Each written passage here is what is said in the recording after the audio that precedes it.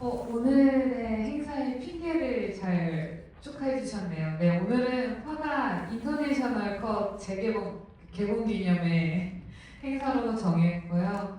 오늘 눈이 온다고 들었어요. 많은 분들이 못 오실 것 같았는데 와주셔서 너무 감사드립니다. 이렇게 에코가 심한가요? 네. 아, 네. 네, 일단 안녕하세요. 저는 메가박스 신의 텍스트입의 문을 여는 MC이자 소설가 천설란이라고 합니다. 반갑습니다. 네, 글과 영상의 그 사이를 찾아보는 진짜 나를 찾아보는 시간에 오늘 첫 번째 여정으로 그 민규동 감독님과 여우진 배우님과 함께 파파에 대한 이야기를 해보려고 합니다. 네, 첫 번째 주제는요, 관찰하는 나입니다. 누군가의 삶을 집요하게 들여다보는 일, 그것이 바로 창작자의 일의 시작이 아닐까 싶은데요. 어떤 면에서 영화를 만든다는 것 자체가 감독이 타인의 삶을 관찰하고, 그리고 배우가 자신의 연기해야 하는 캐릭터의 삶을 관찰하고, 동시에 그 영화를 보는 관객은 그 영화 속에 있는 캐릭터의 삶을 관찰한다는 점에서 영화라는 어떤 키워드가 누군가를 지켜보는 어떤 역할을 한다는 생각도 드는데요. 오늘 이제 두 분과 함께 이런 이야기를 나누기 전에 화가가 올해 굉장히 많은 사랑을 받았죠. 인정하시나요? 네, 그렇죠. 네, 인정하시나요? 네, 그렇습니다. 제가 사실은 관객들과 이렇게 많은 대화를 나눠보신 적이 있나요? 라고 이제 여쭤보려고 질문을 써놨는데 만나기 전에 말씀을 들어보니 정말 많은 주비를 하셨더라고요. 그래서 이미 많은 관객분들을 만나셨겠지만 오늘 마치 첫 화가 GV인 것처럼 하기로 했습니다. 네, 많은 곳에 가셔서 중복된 얘기를 또 듣게 되더라도 오늘 처음 들은 것처럼 반응 잘 부탁드립니다. 그리고 나서 이제 올해가 다 갔어요. 오늘 이제 첫 눈이 오기도 했고 연말이 오기도 했는데 두 분은 이제 영화가 개봉이 되고 그 사이에 또 어떻게 지내셨는지 짧게 근황 부탁드립니다. 네, 안녕하세요. 민규입니다. 어떻게 지내셨나요? 네, 네. 내가 어떻게 지냈지?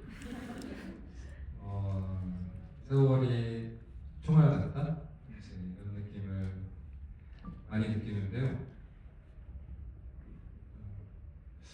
저는 가을에 부산영화제 개폐막식을 준비하느라 여름을 좀 독특한 새로운 공연을 만들어내보려고 노력했었고, 그리고 그 전에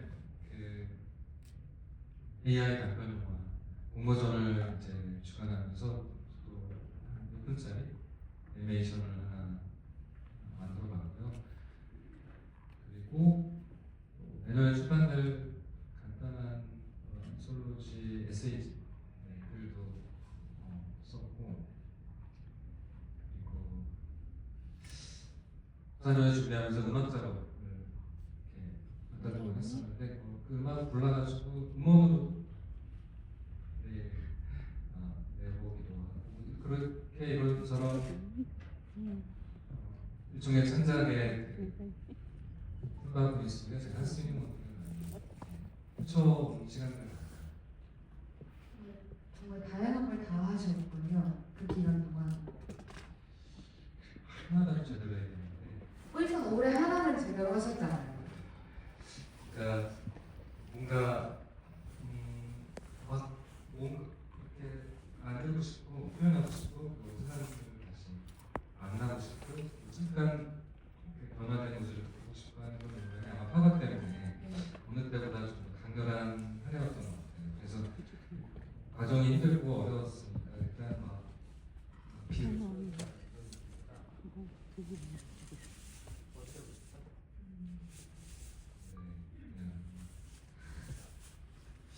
어떤 공기라도 새로 채우는 그런 시간을 가져보고 싶어요.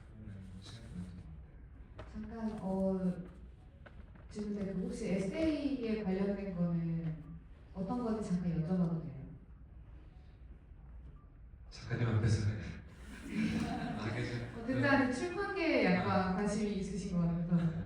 그 지금 생각해 보면 옛날에 이렇게 영화 전에 글 쓰는 걸 훨씬 좋아했고 왜 책을 안 했을까? 감이 계속 없다 이런 생각도 있었던 것 같고 20년 아니 더 됐죠. 에세이를 쓰자면 출판사 분들의 그 요청들이 있었을 때 제가 무슨 에세이를 써요 표면적인 느낌이었었고 영화를 찍을 때 보통 너무나 완벽하려고 해서 완벽주의자가 될 수밖에 없는 그런 순간들이 많아요. 모든 요소에 있어서 시청자 포함해서 왜냐하면 조금만 잘못하면 죽어가 쓰레기 엄청나게 되게 많아요. 그러니까 무서움들이 하나 있는데 에세이를 쓴다고 좀 더 영화 생각된 텍스트라기보다 좀 더 내 삶의 결을 더 미세한 것들을 같이 나눠야 되니까 무서웠어요. 그랬던 것 같고 그렇게 미루다가 이제 제가 올해가 제가 단편 영화로 첫 영화를 만들고 39주년이에요. 시간이 이제 정말 한 세대가 흘렀고 부사님 어제도 인정했지만 문어에서 공자를 31이 서른이 돼야 이제 좀 제대로 선다. 이제 그런 문장들이 아주 옛날부터 30이라는 숫자가 주는 성장의 어떤 시즌의 영향이 있는데 여기를 한 챕터를 글로 정리하고 많이 내려놓고 편하게 써보고 있는 것 같아요. 새벽마다 일어나서 조금씩 쓰는 루틴을 가져가고 있는 거 쓰고 그리고 발표 소설도 좀 많이 써요. 네. 이제 써보고 있는데 발표 소설 쓸 때 너무 행복해요. 어떤 내용을 주로 쓰시나요? 이게 제가 화가 제가 만들었잖아요. 원작이 있는 거. 원작을 좋아하시는 분들 중에 실망하시는 분도 있고 좋아하시는 분들도 있지만 원작이 있다는 거는 원작자가 저기 나를 이렇게 어떻게 만들었나 봐야지 노려보는 눈빛이 항상 무섭고 세상에 한 사람이라도 만족시키면 저 사람부터 먼저 만족하면 좋은데 하는 그런 생각들이 있었는데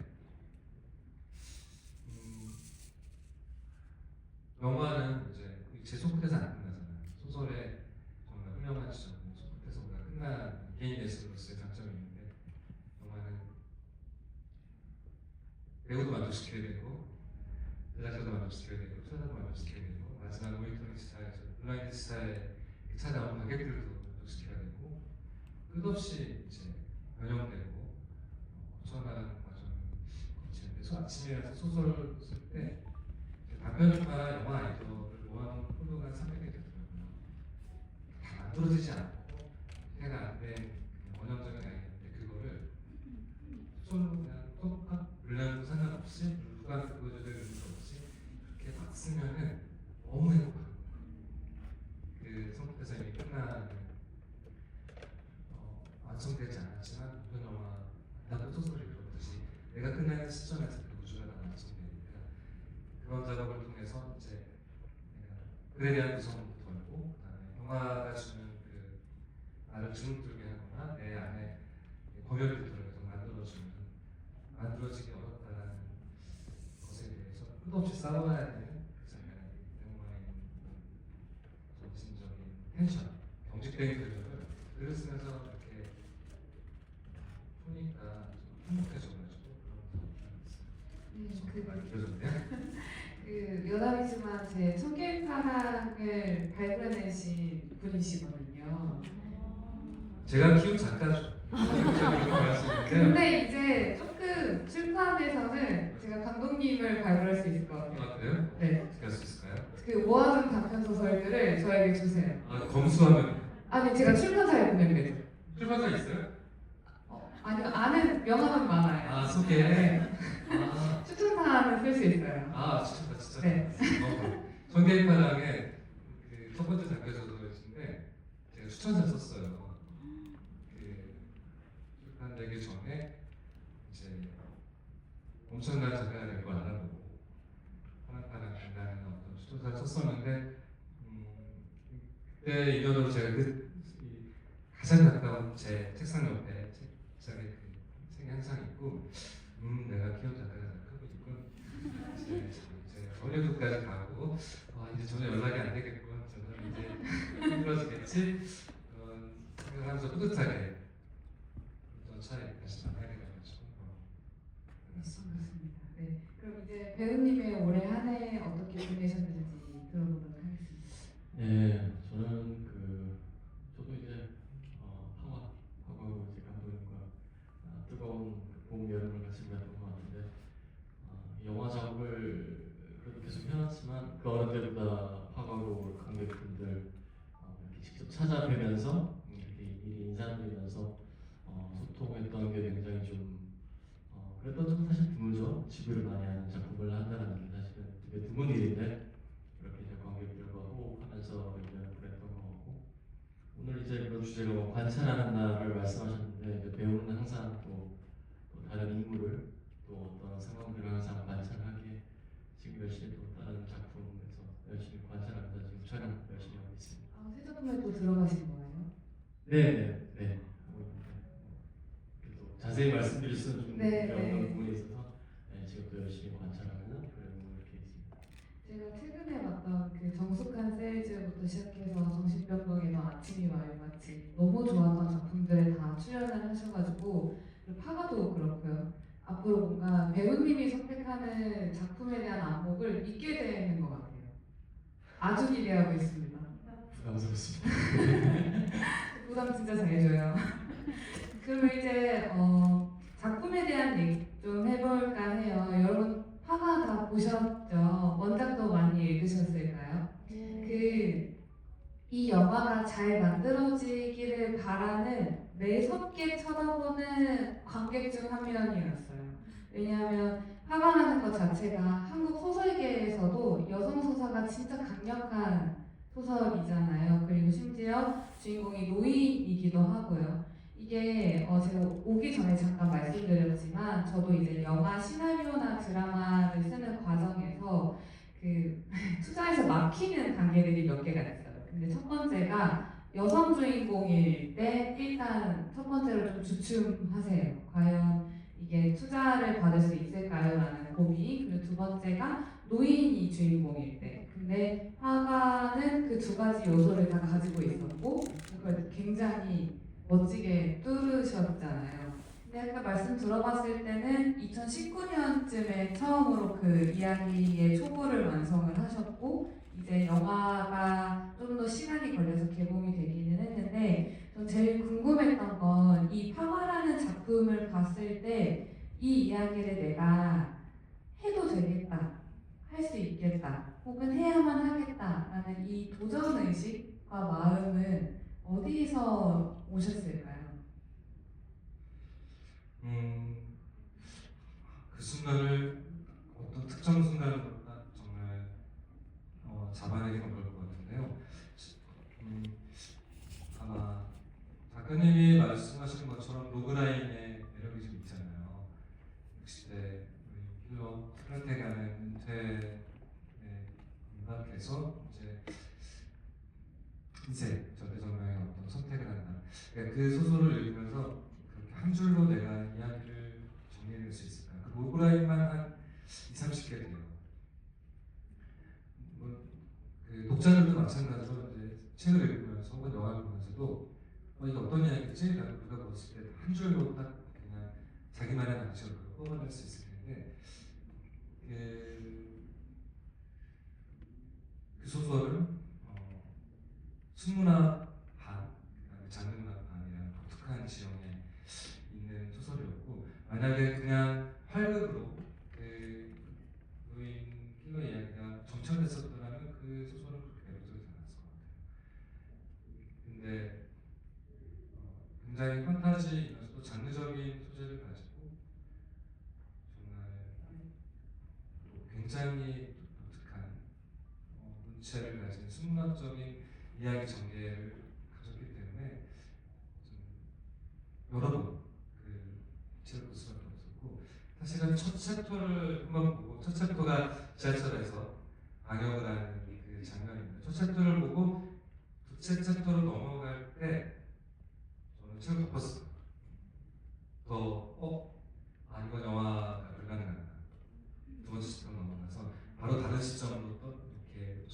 이야기하면서 다른 사람 이야기 넘어가는 방식이 문학적인 전개로 보이는데 영화적으로는 그렇죠.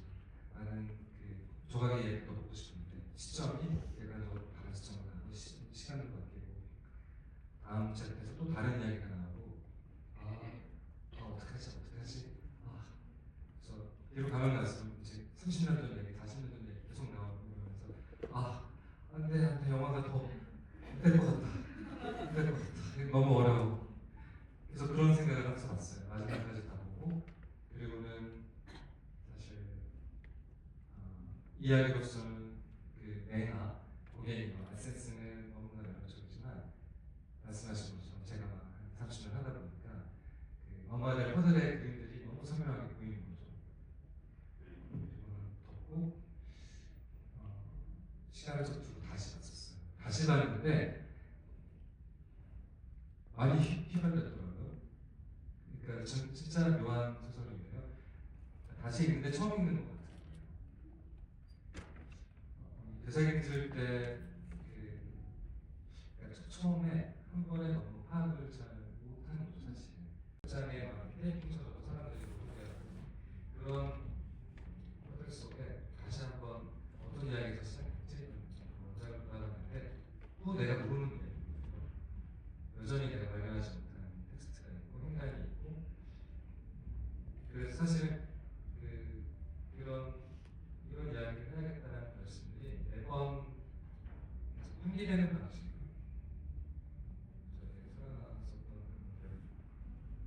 그 뭔가 여러 번 책을 다시 읽을 때마다 새롭게 발견됐던 부분들이 오히려 그 영화에서 보여지는 조각이라는 캐릭터를 굉장히 입체적인 한 인간으로 잘 그린 것 같아요. 이게 어떤 특정 성별을 대변한다거나 뭔가 내세우지 않았고 정말로 그저 노쇠한 킬러가 마지막으로 정말 지키고자 했던 무언가를 지키는 어떤 치열함이 잘 담겨있다는 생각이 정말 많이 들었던 그 작품이었는데 그런 고뇌들이 잘 담긴 것 같아요. 이게 자칫하면은 어떤 뭔가를 대변하려고 했을 때 이야기가 한쪽으로 치우쳐지는 경우가 있잖아요. 화과 영화에서는 가장 우려했던 제가 걱정했던 부분들이었는데 그런 게 잘 없었고 너무나도 후련하고 통쾌한 액션으로 많이 느껴졌어요. 네. 그래서 동시에 또 궁금했던 거는 그 강 선생이라는 캐릭터가 처음잖아요. 배우님이 처음 이 그 대본을 보셨을 때 혹시 원작도 보셨는지와 대본을 봤을 때 이거를 내가 할 수 있겠다라고 마음먹게 된 계기가 있으신가요? 사실은 글쎄요. 일단 민경 감독님의 힘이 가장 민경 감독님과 또 우리나라 정말 불제 영화사 수필림에서 작품을 27번째 작품인가요? 언제나 한번 기회가 되면 꼭 참여하고 싶었던 제작사와 감독님에게 어떤 그림이 일단은 제일 컸던 것 같고요. 일단 화과가 갖고 있는 그 제목 특성상의 어떤 그런 강렬함도 물론 있었고 물론 그 영화가 얘기하고자 하는 어떤 주제와 그런 방향도 있었지만 저는 그것보다 아까 말씀하신 그런 어려운 조건 내에서 탄생할 수 있는 그 저도 이제 비하인드를 너무너무 잘 알기 때문에 그것에 대한 궁금증이 가장 컸던 것 같아요. 이혜영 선배님이 그걸 하신다고 했을 때 제가 정말 어떤 일간의 어떤 자그마한 도움이라도 되겠다, 될 수 있다면 너무 좋겠다라는 생각으로 이 작품에 참여를 했던 것 같은데 글쎄요, 저도 이제 어떤 케이스 바이 케이스의 경우에 따라서 많이 다른데 사실 이제 이번 작품 같은 경우는 화과에서는 원작을 보진 않았어요. 소설을 보진 않았고 그냥 제가 감독님이 쓰신 감독님이 만든 그 강서책 내에서 저의 어떤 굉장히 갖고 있는 상상력을 동원해서 그렇게 캐릭터를 구축을 하려고 했고 그 이유인즉슨 이제 사실 작품만 하는 스타일에 따라 조금 방법은 다르긴 하지만 어떤 작품 같은 경우는 굉장히 원작에 참고하는 경우도 저는 있습니다. 그런 데서 힌트를 얻는 경우도 있는데 지금 같은 경우는 정체에서 있는 캐릭터라고 생각을 하기 때문에 자칫 이렇게 문학을 먼저 접하고 하다 보면 그 틀에 갇힐 수 있겠다는 생각이 더 강하게 들더라고요. 그래서 감독이 분명히 연우진이라는 배우한테 줬을 때는 어떤 믿음이 있을 거란 말이죠. 제가 갖고 있는 어떤 힘을 통해서 굉장히 풍부한 상상력을 통해서 그거를 구체화하려고 노력을 했던 것 같고 저는 굉장히 어떤 그 색으로 표현하자면 고동색 같은 느낌의 캐릭터를 만드는데 갈색, 고동색 약간 이런 빈티지한 어떤 그런 캐릭터의 방에서 잡으면서 제 스스로 뭔가 이렇게 창조를 해내려고 했던 것 같아요. 너무 공감을 했던 게요. 저는 그 강선생 배우님이 표현해주신 강선생이라는 캐릭터가 나무 같다라는 생각을 진짜 많이 했어요. 나무나 흙, 땅. 왜냐하면 그 나오는 모든 캐릭터들이 막 킬러 이래가지고 막 다 강하고 싸우고 이러잖아요. 근데 사실 그 많은 캐릭터 중에서 가장 강한 캐릭터가 강선생이에요. 그래서 제가 영화를 보면서 가장 좋았던 건 선함이 단단하고 흔들리지 않는 거예요. 그리고 세고 무언가를 욕망하는 것들은 불안하고 불안정한 시선으로 그려지는데 뭔가 올곧게 그로 하여금 그 조각이라는 인물을 다시 단단하게 만드는 캐릭터가 강 선생이었고 그게 너무 잘 표현돼서 좋았던 캐릭터였거든요. 그래서 보면서 느꼈던 건 이 이혜영 배우님은 사실 뭐라 그래야지 가상 캐스팅? 그 파과의 원작 팬들께서 파과를 읽을 때 늘 언급되었던 배우님 중에 한 분이셨어요. 그래서 감독님이 이걸 아셨을까? 아셨나요? 저는 모르겠어요. 아 진짜요? 그럼 역시 그 책을 읽을 때 느껴지는 이미지가 좀 비슷한가라는 느낌과 함께 그 배우님을 포함해서 그 김성철 배우님이나 이혜영 배우님이나 너무 다 잘 들어맞는 거예요 캐릭터랑. 그래서 뭔가 이 배우님들을 만났을 때 캐스팅의 비화나 어떤 꼭 해야만 한다 이런 게 있었나요? 캐스팅은 사실 거의 하늘이 내리는 이력적인 그 맥락이 많아요. 왜냐하면은 일정도 맞아야 되고 취향도 맞아야 되고 소속사에서 원할 때 풍요하게 이렇게 드러내지 못하는 허수가 등장하지 않는데도 미리 자기 소설을 가진 걸 뿜어내면서 그 이야기 속으로 들어와야 돼요. 그러니까 이미 가진 게 있는 사람이에요. 그걸 본인이 가진 것도 있지만 관객들이 이미 상상하고 있는 어떤 종류의 입체성이 있어야 되니까 컨트라스트를 못 주면 안 되는 거죠. 상상력을 만들고 그 다음에 또 이제 거기에 주변에 있는 선실장이나 원시적인데 그래서 결국은 같은 색깔이 하나도 없는 그런 이제 직접 퍼즐을 만들어야 되니까 마지막 선택이 항상 최고의 선택이었다는 그런 생각을 많이 하게 돼요. 투자사에서 받아는 데도 있고 관객이 받아는 데도 있고 이렇게 많이 선호도에 따라 구성이 달라질 수 있는데 기적적인 그런 출산 과정을 거쳐서 결국 만나게 되는 마지막 이 생명체들이 나중에 보면 이만한 어떤 저는 없었구나. 다른 평양 쪽으로 다른 배우들의 작업이 불가능하기 때문에 비교할 수 없겠지만 이번 영화 특히 촬영하면서도 나중에 결과를 지켜보면서도 정말 아슬아슬하게 그래서 좀 너무 훌륭하게 구현한 것 같았어요. 각자 캐릭터들 깊이 있게 이해했고 문정수 같은 경우는 원작을 몇 번이나 읽고 나서 계속 둘 다 사실 원작에서 묘사가 좀 없어서 정말 많은 걸 창조를 해냈어야 되는 맥락인데 저는 원작을 받아 안 받아 이 자체를 안 했기 때문에 보고 싶은 않아서 다녀져 있는 원작이니까 갈급한 사람은 보고 그게 불필요한 사람은 보지 않고 그렇게 열어나가는 것 같아요. 오히려 저는 그 강 선생이라는 캐릭터는 영화에서 더 뭐랄까 그 대척점에 있는 서남으로 그린다거나 이러지 않아서 좋았거든요. 딱 중도를 지킨 느낌. 왜냐면 소심적이고 평범한 사람처럼 보이잖아요. 근데 그 평범함이 그 조각이나 투 같이 킬러의 삶을 불완전한 삶을 살고 있는 사람에게는 사실 영화로 가닿고 싶은 지점인 거거든요. 평범하다. 그거를 되게 잘 표현을 해주신 것 같고 그거를 의도하신 것 같았어요.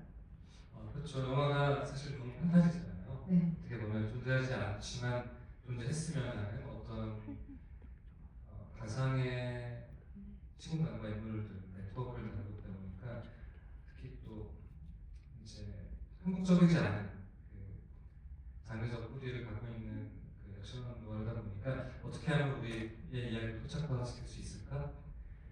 그런 면에서 미술적으로 낡은 그 부도심의 그 질감들을 찾아내려고 그렇게 시각적으로 취하는 건 있지만 인물로서 캐릭터로서는 조각과 못지않은 자기만의 상체를 일상생활에서 겪고 있고 그래서 이제 배우랑 같이 나눈 이야기가 이제 영화의 한국적인 복잡해지지 않는 강선생이 드러낸 만큼이 현실 세계 접점인데 그게 유일하게 하나 있으니까 나머지 전체 그 비현실적인 세계와 그 대등한 균형을 이룰 정도로 짧은 분량 안에서도 찾아낼 수 있도록 노력해보자.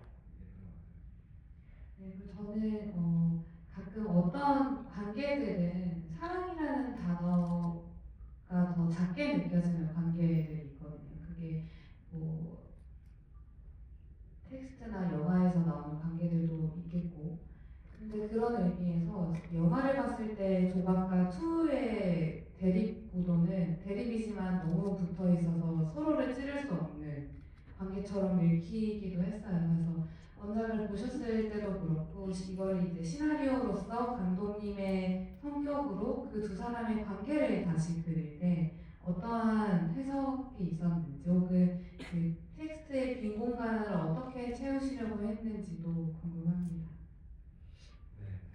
네. 이번 제가 원작을 만화 원작도 만들어봤고 영화 원작도 만들어보고 여러 가지 하는데 이번 소설 원작 정말 많은 생각을 하게 된 것 같아요. 피델리티라는 그 뭐랄까 원작에 충실해야 한다는 충실성에 대한 논쟁이 한국 관객들에게 어떤 원작에 있는 텍스트를 볼 때 상당히 큰 단번으로 자리잡겠구나 라는 생각이 들었어요. 그래서 어떤 텍스트는 충실해서 칭찬받고 어떤 텍스트는 충실하지 않아서 칭찬받고 어떤 텍스트는 충실하지 않았다고 너무 욕을 먹고 이게 내가 원작을 봤다는 그 자긍심과 그것을 뭔가 보여주고 싶어하는 영화도 있겠지만 그 영화사 안에 그런 논쟁이 사실 굉장히 많았어요. 그러니까 노벨 벨송이라는 프랑스의 유명한 감독님이 계시고 러시아의 타르코프스키 감독이 있는데 사실 벨송 감독은 시골 사제인가? 네. 그 소설도 원작이 있는데 그 원작을 정말 충실하게 재현해내는 저도 자신만의 영화 언어를 만들어내서 굉장히 칭찬을 받았던 분이고 그 사람의 주장은 뭔가를 드러내는 게 중요한 게 아니고 보이지 않는 것이 중요하다. 오히려 자기가 갖고 있는지조차 모르는 그것이 너무 중요하기 때문에 생각을 넣어놓고 관객들이 그걸 찾아내게 하는 그 원작의 각색이 중요하다고. 타르코프스키는 솔라리스라는 아주 유명한 영화가 있는데 원작자가 엄청 화를 냈어요. 왜냐면 그거는 그 이성의 한계나 그 우주적인 알성, 인식론적 철학의 주제를 다루는 SF 소설인데 이 감독은 뭐 40분은 러시아에서 땅에서 출발해가지고 어머니가 조국이며 대지라는 자신만의 철학을 넣어가지고 영화는 죄책감과 사랑과 기억이 되는 완전히 바꿔버린 거예요. 그래서 어떻게 내 그런 엄청나게 훌륭한 SF 소설을 이렇게 자기 철학대로 마음대로 바꿨냐고 막 엄청나게 따진 거죠.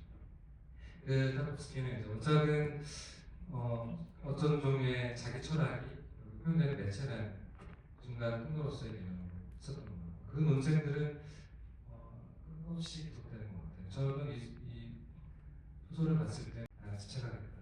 그래서 흥관의 이야기로만 시작하겠다. 그래서 처음에 현재 이야기만 딱 끌어냈더니 70분, 80분짜리 얘기가 너무 없는.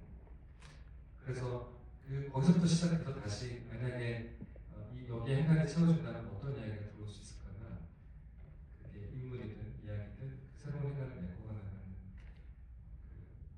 출발점이었던 것 같아요.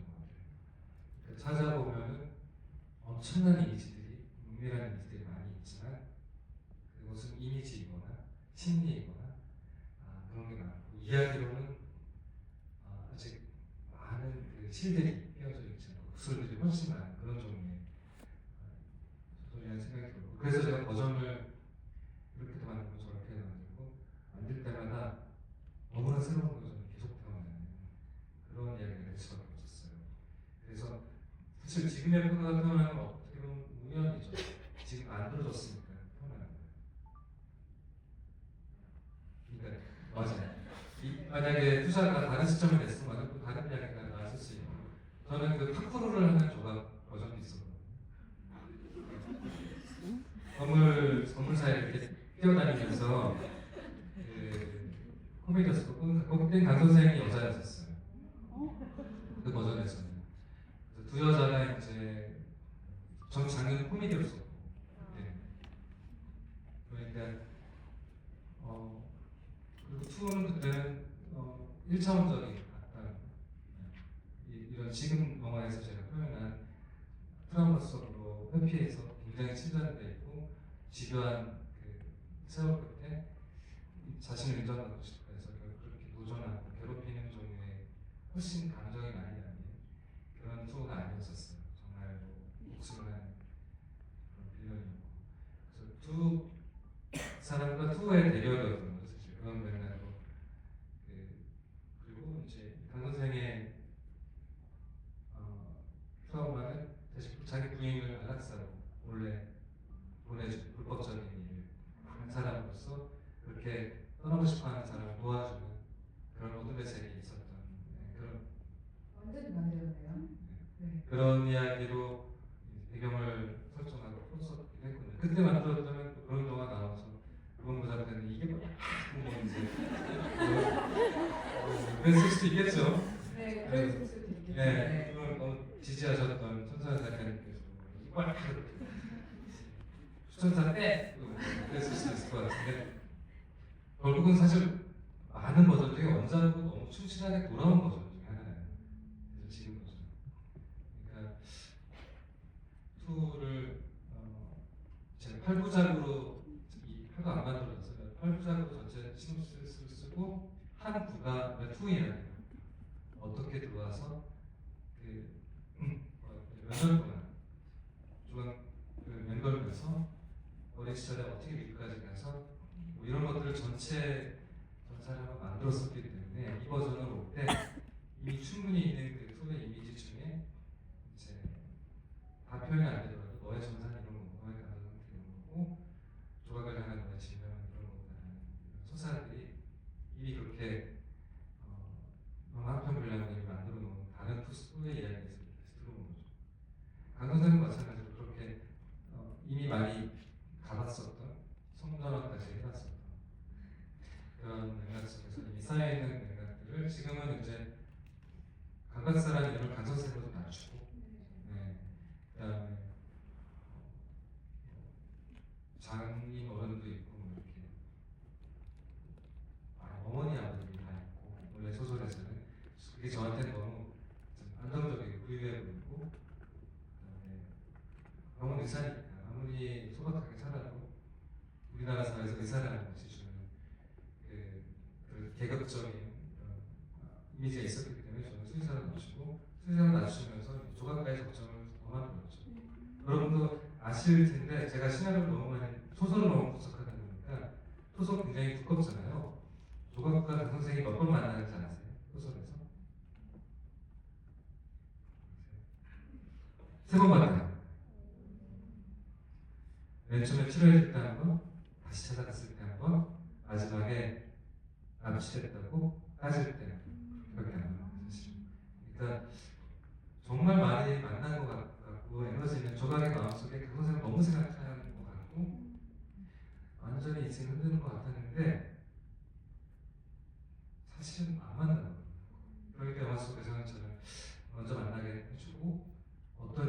다시 찾아가게 만들고, 그렇지 않으면 이제 이야기로 볼 때는 조각이 도저히 강 선생을 지키기 위해, 그 딸을 지키기 위해 이렇게 목숨까지 내걸는 것이 설득이 어렵다는 느껴졌을 거예요. 그래서 그 믿음을 다시 나누고 각색하면서 그 행간을 채워서 영화적인 밸런스 안에서 이제 재구성하는 과정을 거쳤던 거죠. 브레소이랑 타르코프스키 사이의 중간 정도, 문장을 충실하게 존중하면서 또 다른 편의 모습으로 또 제가 보면 굉장히 많이 한 위험한 그런 선택이었던 것 같아요. 그럼 이쯤에서 배우님께서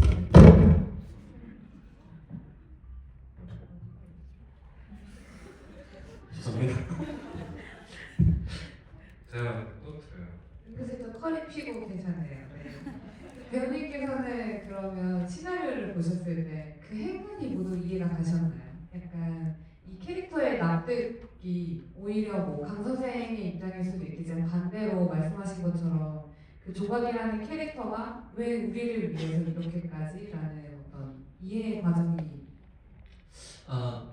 좀 전에 그 작가님께서 말씀을 약간 너무너무 잘해주셨는데 저는 사실은 저의 어떤 그런 어떤 모습 속에서 그다음에 그냥 평범하고 인간에 대한 얘기를 다 하고 너무 지나친 눈물도 이렇게 정말 정성껏 돌보는 그런 마음에 어떤 정말 인간적인 저의 삶이 조각의 삶 속에 이렇게 투구백을 담지 뭔가 저의 어떤 또 다른 그냥 사실은 뭔가 이런 너무 사실 너무너무 방금 말씀하신 것처럼 중요했던 게 저는 멜로같이 보일까봐 이게 사실은 이렇게 조금 뭔가 그런 부분을 근데 사실 그렇게 생각할 수도 있는데 있겠지만 사실은 이제 감독님께서는 이제 저 또한 이제 그런 부분으로 비추어내는 거를 뭔가 조금 차단을 하려고 그냥 정말 저의 어떤 그냥 평범하고 인간다움을 다하는 그 삶 속에서의 제 모습들이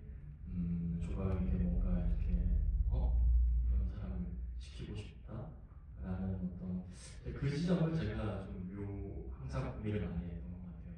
근데 정말 멜론처럼 읽힐 수 있는 그런 그 전사들이 깔려 있잖아요. 그 전에 자기를 구해줬던 그 스승과 그 강 선생을 약간 교차하면서 생각하게 되는 거잖아요. 자기 삶에서 지키고 싶은 두 번째 집단이 나타났던 거고, 뭔가 그 강 선생의 딸이 납치되었다는 거는 결국에 그 전에 가족이 몰살당했던 것과 대치가 되면서 지켜주고 싶다라는 마음이었지만, 사실은 그 스승에 대한 어떤 마음이 온전히 정말 감사함으로써만 보여지지 않았잖아요.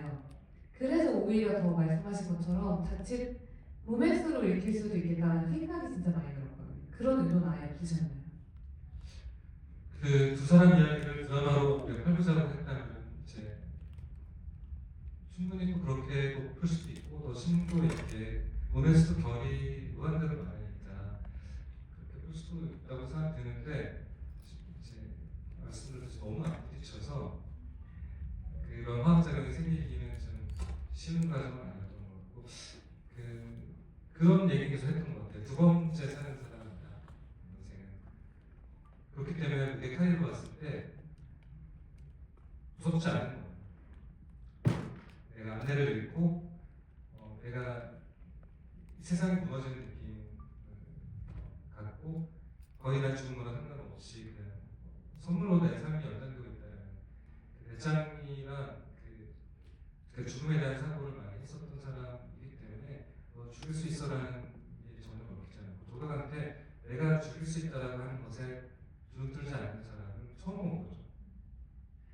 그 엄청난 킬러들도 맞닥뜨렸을 때는 벌벌 떨면서 죽지 않는다고 했을 때 그냥 예의를 갖추고 있는 인간의 예의가 있는 그냥 자기 일을 다 하는 그런 사람이 훅 들어와서 조각이라는 사람이 지금 겪는 노아의 궁극적인 지금 영화 속에서 얻게 되는 그것이 인간이 되는 거라고 생각했거든요. 인간이 되지 못하고 인간성을 갖추지 못하고 약점 없는 완벽한 사람으로 살아가다가 지크프트처럼 정말 꼭 아킬레스 없는 등에 붙은 유일한 어떤 약점 점이 결국 사랑스러움을 갖게 되는 건데 그 답점의 구멍 속에 굉장히 푹 들어가서 멜로를 넘어서 사람에 대한 삶에 대한 이제 힘으로 그것이 들어가잖아요. 주제가 산다고 생각하는 거죠. 그 아마 배우들끼리는 눈빛이나 몸짓이나 섹슈얼한 텐션이 많이 있다면 그거는 텍스트로는 설명할 수 없는 그야말로 영화적인 행동이라는 건 그것이 가능하다고 생각해요. 그건 사실 거기에는 저는 관객들의 무의식 속에서는 당연히 그런 텐션이 형성이 됐으면 좋겠다는 그 맥락이 있었고요. 그걸 노골적으로 드러내서는 안 되겠다는 어떤 균형점을 좀 찾은 거죠. 저는 사실 그 칼을 들이밀었을 때 전혀 떨지 않았잖아요. 그게 첫 번째로 무슨 생각이냐면 수의사잖아요. 얼마나 고양이랑 개한테 삐꼈으면 그 어떤 자신을 위협하는 것에 대한 두려움이 없고, 두 번째로는 정말 평범하기 때문에 칼이 누군가 나한테 와도 죽이지 않을 거다, 저 사람이 나를 살해하지 않을 거다라는 그냥 덤덤한 평범함을 갖고 있는 인물이라는 생각이 또 들었었거든요. 그런 추측을 한번 해봤었어요. 그 장면이 소설에서는 묘사가 좀 작가가 힘을 주고 있구나. 사실 저는 소설을 많이 읽다 보면 첫 만남이 원래 강렬하긴 해야 돼요. 작가의 무의식도 이렇게 돼요. 이 작가가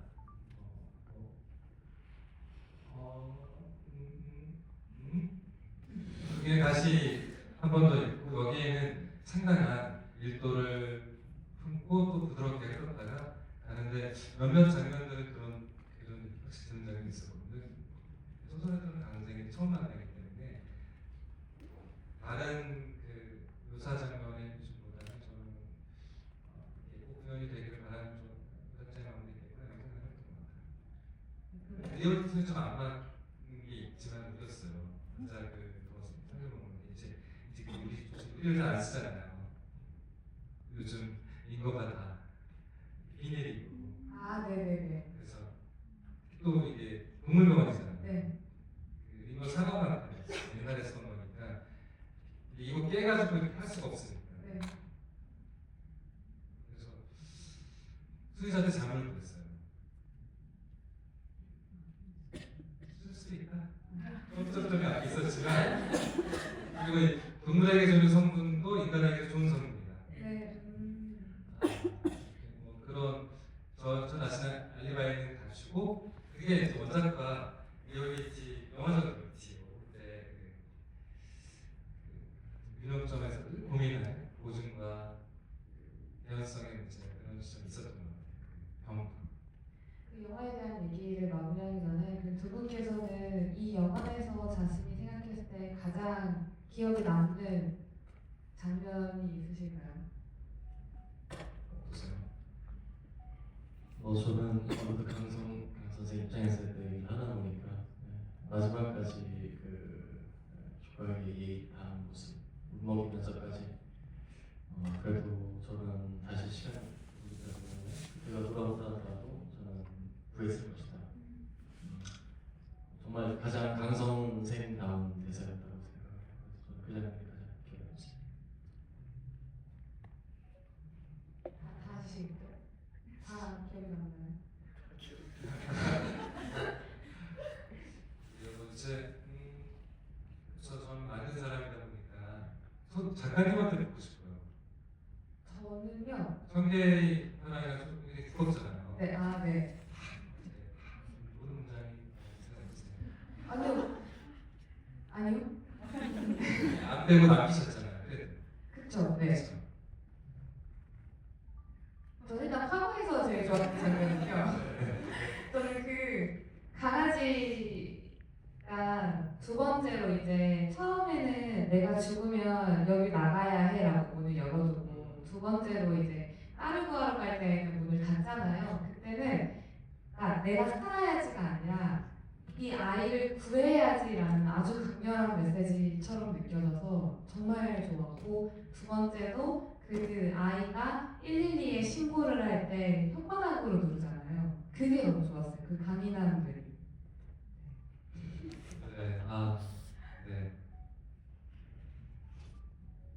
형보다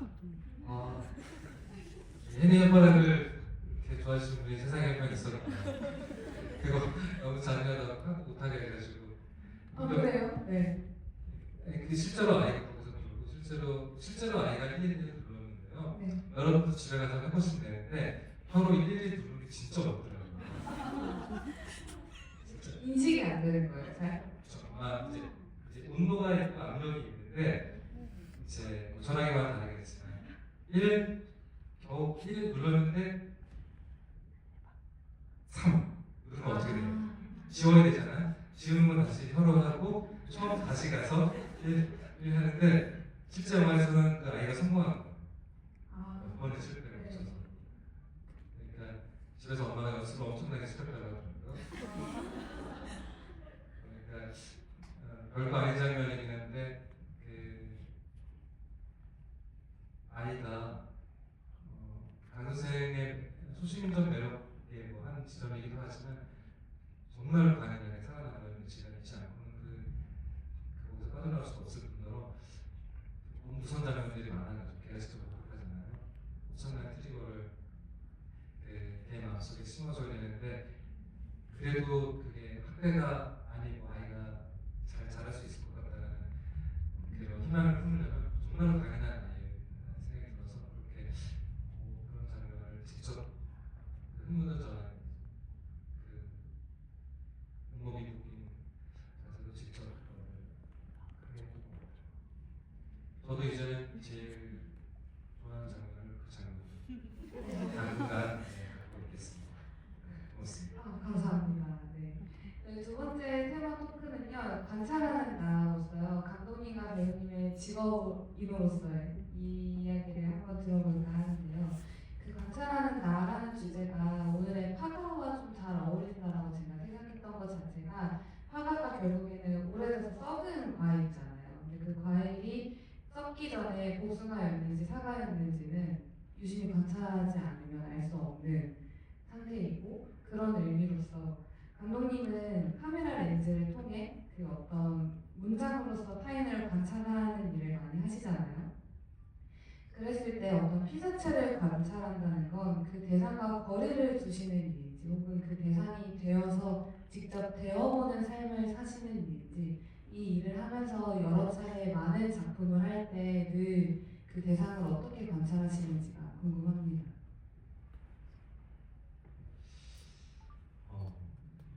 지속적으로 메모를 많이 하는 습관이 있는 그래서 지금 카메라 같은 데서 기록도 쉽고 저장도 쉽고 모두가 다 그렇게 하고 있기 때문에 사실은 관찰이 더 어려운 거고 진실된 것 같아요. 역설적으로 옛날에는 흘려 찍은 사진 하나라도 그 자체가 너무 어려운 것이었기 때문에 정말 기억이 오래 남고 글도 마찬가지고 편지도 마찬가지고 그랬는데 지금은 휴대폰에 수만 장의 사진이 있잖아요. 다시 돌아보기가 어렵고 희소성이 사라진 관찰의 여러가지 그 가치를 제대로 오랫동안 품어내고 자기의 흔적을 남기기가 좀 어려워지는 것 같아요. 영화를 찍을 때는 카메라는 사실 굉장히 장악한 요리라고 생각하거든요. 저도 이제 대학교 때 연극을 처음 해봤을 때 무대 위에서 내가 발가벗겨진다는 느낌이 정말 뭔지 나의 결함, 내가 숨기고 싶은 거, 나의 모든 부족한 것들이 너무 많잖아요. 숨길 수 없게 드러나는데 카메라는 그렇게 배우들이 자신이 갖고 있는 드러내고 싶지 않은 것들을 결국은 드러내게 만들어주면서 견뎌내는 과정 같아요. 저희들 관찰은 그런 것 같고 제가 어떤 대상 안으로 들어가서 그걸 찾아낸다기보다는 스스로 자기가 갖고 있는 그 성질을 밖으로 튀어나오게 도와준 동행 같은 거라고 생각해요. 그렇죠. 그 사람에게는 거리랑은 상관없이 시간의 개념 그렇다면 배우님께도 이제 질문을 한번 드려볼까 하는데요. 저는 이 그 조각이라는 캐릭터가 한때는 신체를 그렸던 손톱이라는 그걸로 쓰다가 나중에 이제 조각이 되어 완전히 떨어져 나가잖아요. 파마가 되고 그렇게 뭔가 인간의 삶은 한 곳에 머물지 않고 계속 변화하기 마련이고 네, 배우님은 이제 거의 15년이 넘는 시간 동안 연기를 해오셨죠.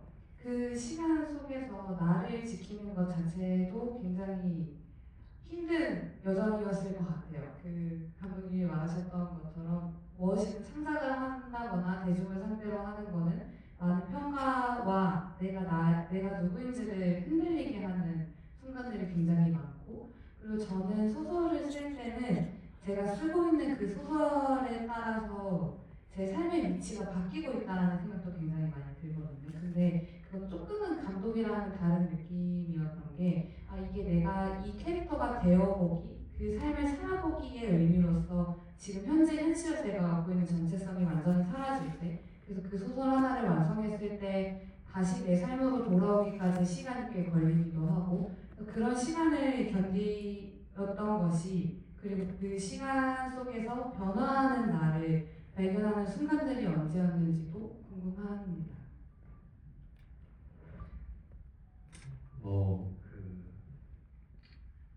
맞아요. 저는 인생을 연기를 통해 배운 것 같은 느낌. 사실 감독님 같은 경우에 약간 작업 방식을 보자면 아마 많은 감독님이 그러실 거예요. 한 작품을 몇 년 동안 준비를 하고 그것에 올인을 하고 거기에 인생을 담아요. 배우도 물론 짧은 기간, 요즘 한 촬영 기간 한 3개월에서 6개월 정도죠. 그 기간 진짜 제 모든 걸 다 쏟아부어서 그 인물이 되려고 노력을 하거든요. 근데 그에게 감독님이 갖고 있는 시간에 비해 사실 배우는 금방 또 다른 삶을 살아요. 1년에 몇 작품을 하기도 하고 그 역할에 따라서 제가 막 요령이 없을 때 당시에는 너무 정신없이 일을 하다 보면 작가님이 말씀하셨다시피 그 캐릭터에서 이렇게 막 몰두하고 몰입을 하다 보면 정말 제가 또래에 비해서 너무너무 삶을 모르는 거예요. 지금 어떤 일련의 어떤 항상 은행 가서 뭘 해야 되는지 잘 모르게 되는 거예요. 그런 삶을 살았던 적도 있어요.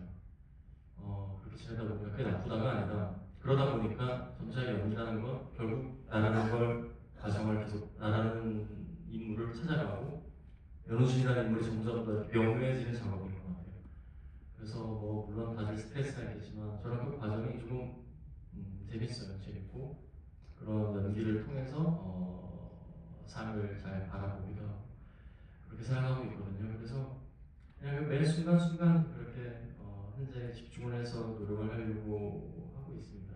그러다 보니까 지금 좋은 배우가 되었는지 15년 동안 지나면서 좀 좋은 배우가 되었는지는 모르겠지만 나름의 요령은 조금 찾은 것 같아요. 관찰하는 나라는 어떤 단어를 제가 약간 비유를 해서 설명을 드리자면 정말 관찰하는 지점이 되게 좋아졌어요. 상대에 대한 이해도가 굉장히 빨라졌어요.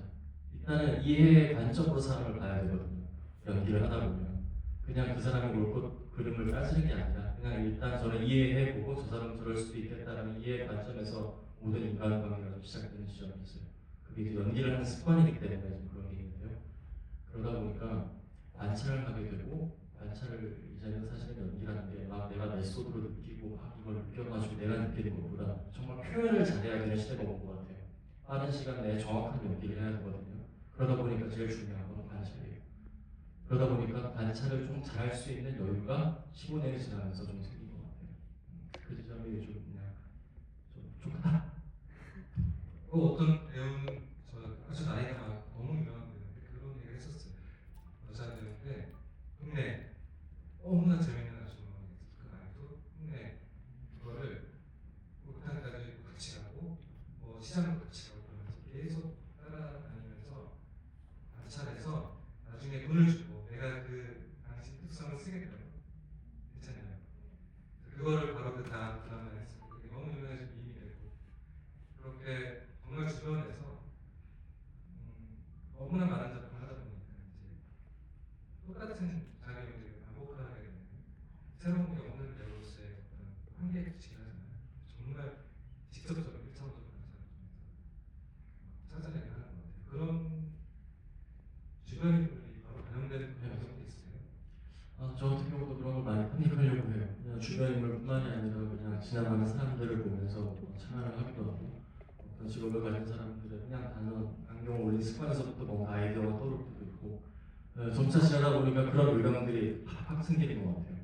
처음에는 정말 제 마음에서 뭔가 우러나와야지 연기를 하려고 했던 것 같은데 지금은 좀 그런 요령이 생기다 보니까 오히려 캐릭터를 벗어나는 데 있어서도 조금 더 편하고 저희 중심도 잘 잡히는 것 같고 나를 잃지 않는 과정도 이렇게 조금 그러면 뭔가 관찰했던 캐릭터 중에 해보지 않았지만 욕심나는 캐릭터가 있나요? 지금 감독님과 제가 열심히 들어볼게요. 사실 진짜 그런 건 없어요. 저는 정말 많은 질문을 받거든요. 배우로서 어떤 캐릭터를 연기하고 싶냐고 하지만 저는 사실 좀 창피하지만 그런 욕심은 잘 없습니다. 그 감독님 혹시 있으세요? 어떤 작품을 써보고 싶다 내가 살면서 관찰한 꼭 관찰하지 않아도 돼요. 그냥 이런 감독이고 싶다. 이런 거 보고 싶다. 네. 그건 뭐 너무 많죠. 티사 고양이도 손선남처럼 잘 쓰는 사람이 되고 싶다는 생각이 들고 그 스탠리 큐브릭이라는 유명하잖아요. 2000년 오디세이로 유명한 감독이기도 한데 약간 그 샤이닝에서 샤이닝에서 문프 쓰고 닉콜슨이 얼굴 집어넣은 그런 이제 유명한 것도 많이 해줄 텐데 2층 기타 역전 그러니까 자신의 이미지가 일체 유실됨이 없이 그대로 구현되게 그걸 끝까지 이뤄붙이는 컬트적인 어떤 그런 감독의 뭐 영화사에서는 예외적으로 그런 감독이 있지만 작품을 만드는 과정에서는 모두가 다 같이 지쳐서 너무 힘들어지겠지만 결과는 정말 인류사에 불도 없는 괴상한 흔적으로 나와서 불멸의 형태를 갖게 되는 그런 종류의 삶이 있다면 해보고 싶은 그런 생각이 있어요. 너무 못해봐서 이런 생각을 정반대로 하고 있어서.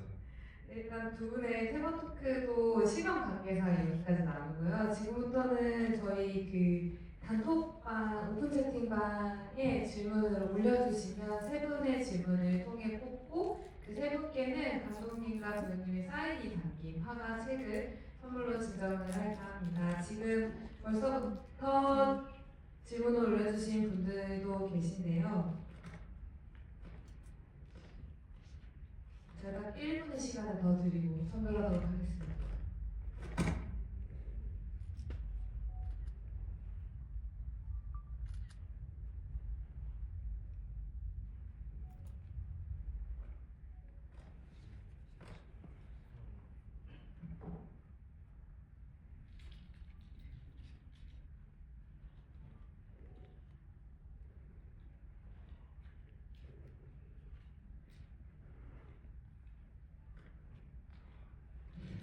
눈이 진짜 좋으세요.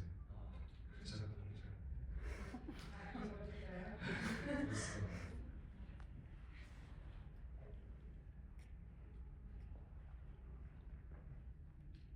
공통 질문을 드리는 게 너무 좋을 것 같아서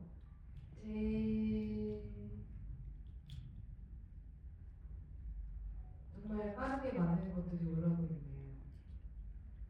일단 두 분께 힘이 될 만한 최근 텍스트가 무엇인지 궁금하다는 질문을 주셨습니다. 텍스트요. 힘이 될 만한 텍스트인데 이게 꼭 제가 생각하기에 책은 아니어도 될 것 같고요. 영화나 전시나 뭐 드라마나 혹은 뭐 어떤 것이든 상관이 없으니 올해 나에게 가장 기억에 남는 작품이 있으신가요?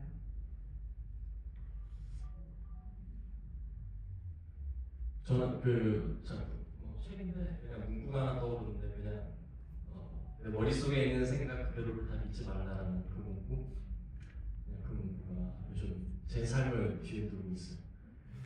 아무래도 좀 뭔가 다들 또 그런 불안과 걱정 속에서 살고 계실 텐데 저는 그럴수록 다른 어떤 물론 이렇게 주위에서 좋은 말들과 뭐 좋은 얘기들을 할 수 있는 사람들도 있겠지만 그 무엇보다 가장 큰 힘이 되는 건 역시 예술이라고 생각을 하거든요. 문화예술이 가깝게 살아온 사람들 그런 정서적인 안정감을 가지고 사회의 부담 정성을 맞이했을 때 그걸 좀 이겨내는 과정들을 보면 되게 부건한 사람들이 많더라고요. 그래서 저도 항상 그러려고 노력을 하고 있고 그런 배우가 되려고 노력을 하고 있는데요. 그래서 뭐 영화, 드라마뿐만이 아니라 이렇게 다른 뭐 전시, 뭐 음악, 미술 정말 열심히 이렇게 저도 접하려고 노력을 하는데 아까 그 문구가 저는 올해 가장 와닿았던 것 같아요. 제 인생에서 약간 조금 뭔가 저한테 좀 위로가 되는 그런 문구였습니다.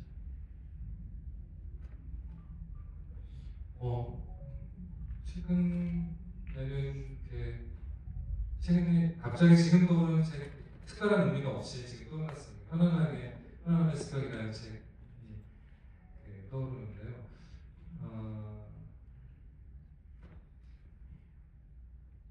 육체적으로 나를 다시 일깨우는 어떤 종류의 그런 과정에 대한 그 묘사인데 그 책은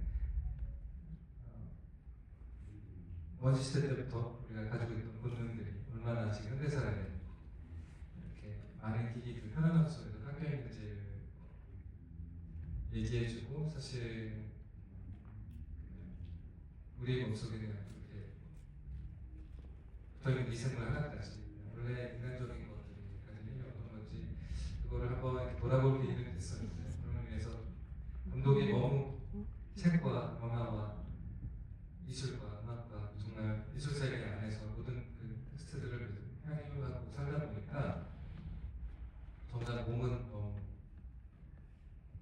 식물사에서 더 떠나가서 러닝 하시잖아요.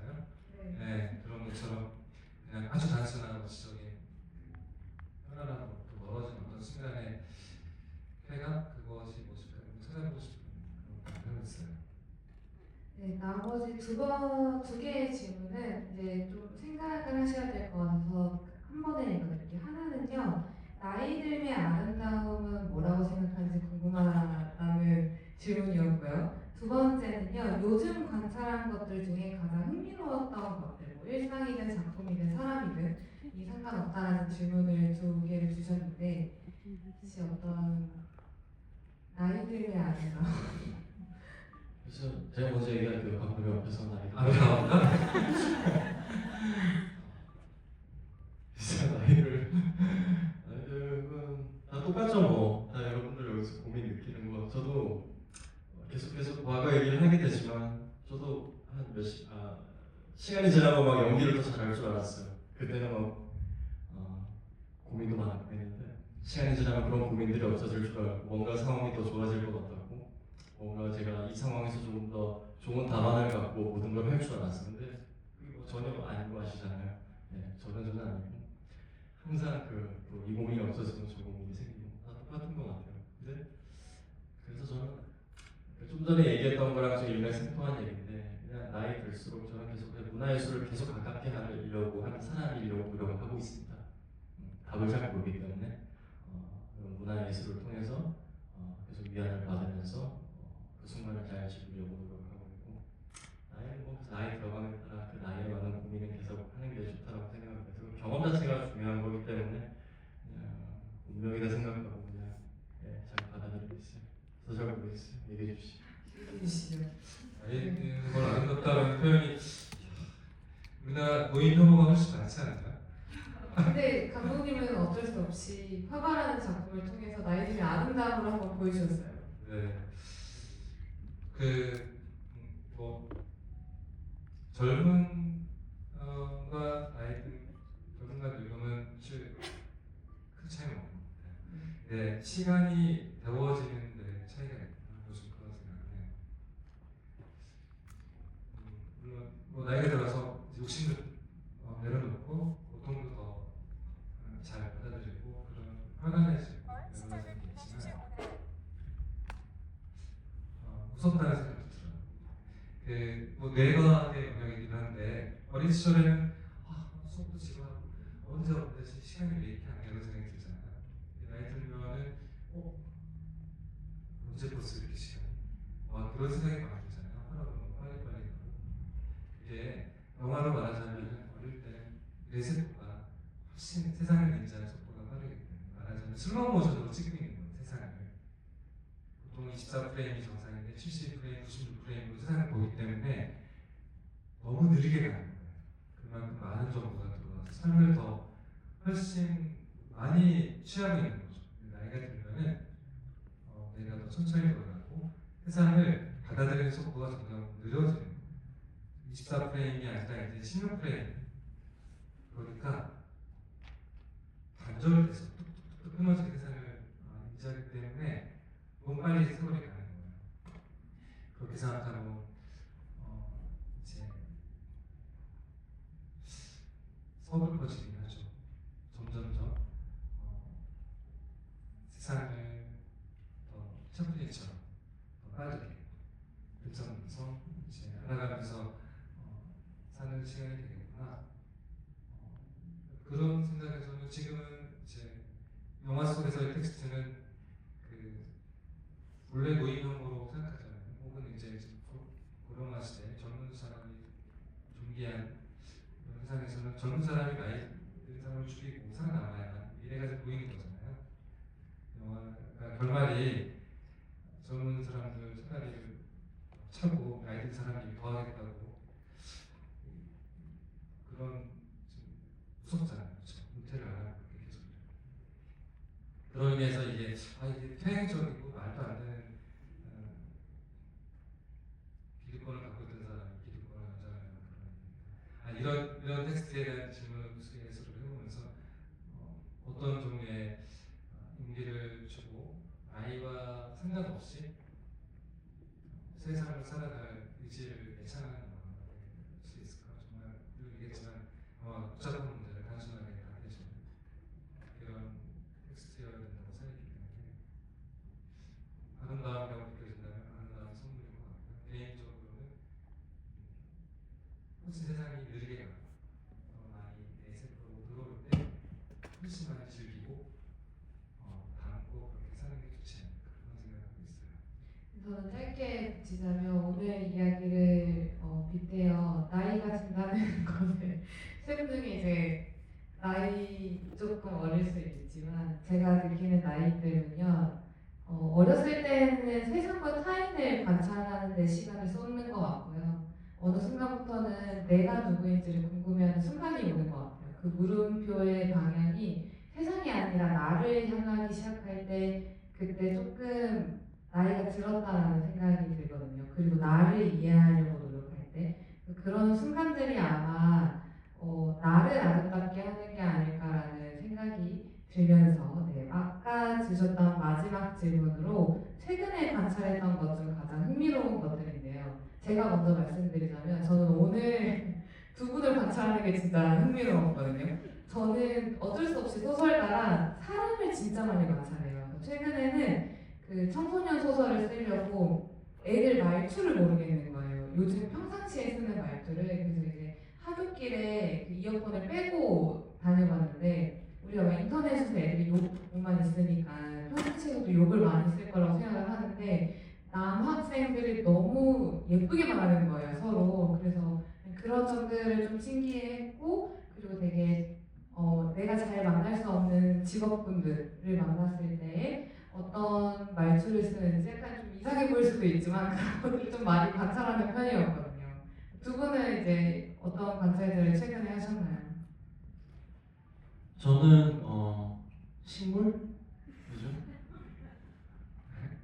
식물 선물을 받을 기회가 있어서 이렇게 식물을 조그만하게 키우게 됐는데 예를 들어 인간이라든가 동물은 어떻게 자기 의지에 의해서 뭔가 이렇게 성장을 하는 과정을 제가 선택을 할 수 있는데 식물은 그냥 이렇게 자라잖아요. 너무너무 아름답게 자라는 거예요. 그래서 그런 식물의 아름다움을 보면서 그냥 다양한 식물들을 좀 접하려고 노력을 하고 있고 그렇게 아무 생각 없는 식물이 하루하루 자라나는 그런 관찰하는 재미가 쏙쏙이 납니다. 저는 늘 끝없이 메타이즈에 잘 말씀하신 것처럼 저를 새롭게 보려고 노력하는데 최근에 중국에 다녀왔어요. 아시아 대학 영화제 심사를 맡았는데 중국이 너무 다른 거예요. 이렇게 가까운데 거기는 쇼츠가 벌써 3년 정도 쇼츠가 전 세계를 다 장악하고 있고 영화를 너무 안 본다는 거예요. 밤이 휴대폰에서 해결이 되니까 영화인들이 너무나 절망에 빠져 있어요. 한때 엄청난 중영화 우리가 영화 공부할 때는 그렇게 굉장히 노력했는데 그런데 그 좋은 영화를 뽑는 기준은 가장 예술적인 영화, 가장 미학적인 영화를 뽑고 싶다는 마음이 또 엄청나더라고요. 그러니까 더 빠르고 짧고 또 자극적인 이야기를 찾아나가면서 자기 자리를 찾겠다는 본원적인 것으로 돌아가겠다는 그런 생각이 독특했고 거기 그 학생들이 영화를 너무 사랑하는 정말 천재한 학생들인데 비행기를 한번 타보죠. 이것도 한번 해보죠. 유튜브를 한 번도 보죠. 유튜브를 아예 깔지 못해요. GPT 안에 구글은 못 쓰는 나라니까. 그러니까 너무 가까운 나라인데 제가 갑자기 턱턱 막히고 저는 너무 불편한데 그렇게 가까이 비슷하게 생겨서 누가 한국 사람인지 중국 사람인지 구분 못하는 지금 완전히 다른 세상 살고 있는데 영화의 영화는 엄청나요. 동시에 AI 영화도 그거를 돌파하려는 아이오닉한 아주 예술가의 동시에 가면서 그러니까 기본적으로 7세기부터 거기는 공자가 나타나서 엄청난 철학적 베이스를 찾아가는 신기한 나라였는데 진짜 세상은 그리고 너무나 다르구나. 너무 그 정말 다른 다양성들이 인간을 구성하고 있고 그런데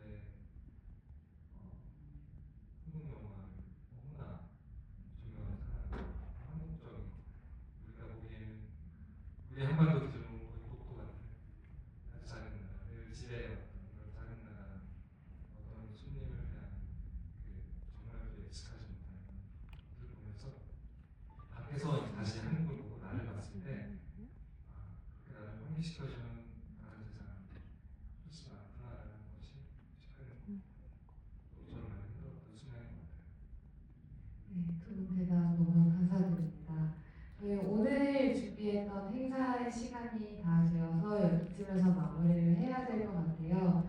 오늘 굉장히 어설펐던 MC로서의 혼란을 이겨내주신 관객분들과 그 분들께 너무 감사하다는 말씀 드리고요. 오늘의 관찰하는 나를 통해 파가라는 작품에 대해서 다시 한번 얘기를 할 수 있게 되어서 너무 기뻤습니다. 오늘 파가 팬분들이 굉장히 많이 나오셔서 너무 즐거운 티를 입고 계신 거예요. 파가의 효는 뭔가 되게 좋아지는 게 맞나 봐요. 그래서 최근에 이제 다시 개봉을 한다고 하니 개봉하는 영화도 한 번 더 봐주셨으면 좋겠고요. 저희 다음 주에는 너를 닮은 사람이라는 작품을 통해서 변화하는 나를 진행해볼까 합니다. 관심 있으시면 다음 주에 한번 봐주시길 바라고요. 오늘 두 분 같이 함께 해주셔서 감사드립니다. 네. 아까 저희 질문 3개 하셨던 분 3분. 네. 그 질문하신 분들 기억하시죠? 3분. 네. 거짓말하지 않고 자신을 증명하면서 책을 받아가시면 되겠습니다. 네, 그러면 저희는 이쯤에서 인사드리겠습니다. 감사합니다. 네, 감사합니다.